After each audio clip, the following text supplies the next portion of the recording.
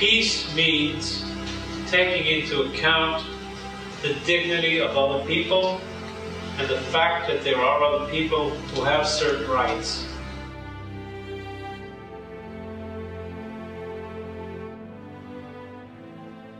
Welcome to the Charney Resolution Center. The Charney Resolution Center helps students like us from around the world learn helpful tools about understanding and tolerance.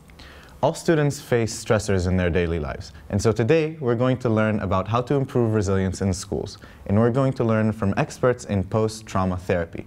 And these experts are Professor Nati Laor and Professor Hamiel. Yes. Now, what is resilience? Resilience is the capacity of a person, a group of persons, a system, an organization to withstand challenges and recuperate and even improve under that challenge.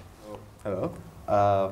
We wanted to ask you a few questions. The first being, what are you going to speak about to us today?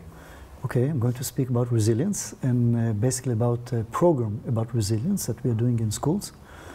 Actually from kindergarten, from age 0. And all ages of children, and even with the elderly. It's a resilience program, how to learn to be more resilient. How do you think that presenting a presentation about resilience is to a young audience is different than to an older audience? First of all, I used a lot to talk to school psychologists, counselors, teachers, and it's really refreshing for me to talk with students. And I think that you are at the right age to make the difference. I mean, all your life is in front of you, and it's a really good time. You are mature enough to learn, and you are young enough that you have all your life before you, so it's a good time to improve your resilience. But very slight connection between dangers and fear. And I can give you a very clear example of that. Flying on a plane and riding a car. Okay, there is no question what is more dangerous, right? It's much more dangerous to ride a car than to be on a plane, right? To be a passenger on a regular plane. And still, most people will not have problem to ride a car, and many people have a fear to be on a plane. I was wondering, when did you find out about resilience? At what age? And how did it develop from there?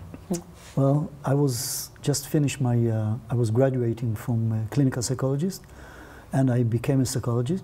And there was a big strike in Israel, big psychologist strike, and nobody cared. And I asked why people don't care about psychologists who are under strike.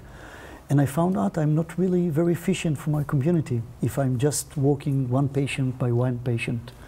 And with some other colleagues and friends, we decided to do some work with mass of people and to start with young kids to improve, like to do a preventive work that in the future they will not have to go to psychologists. Can you see the difference between, you said you're trying to do preventive work. Do you see the difference nowadays versus 10 years ago in the schooling system and in what you tried to change? We already did the program for 500,000 students in Israel. So it's a big difference, and we know that the atmosphere in these schools changed a lot, and we did a lot of studies, a lot of research to find out that there's psychopathology is less, less PTSD, less test anxiety, less depression. So we know that the program is working and kids feeling better.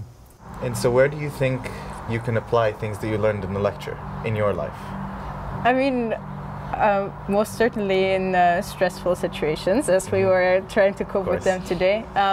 For me personally, I find the test, like when I was supposed to do something on standpoint, very stressful. So I'm going to try the breathing thing. If it works, I would be extremely excited about it. Actually, we are now in a process to give our program to the Ministry of Education of Israel. They accept the program as a national program. So kids in Israel will learn it like they're learning math and history and Bible. They will learn resilient. Oh, that's amazing. So that's interesting. To go everywhere. We hope you enjoyed the show. And learned a little bit about resilience. See you next week at the Charney Resolution Center.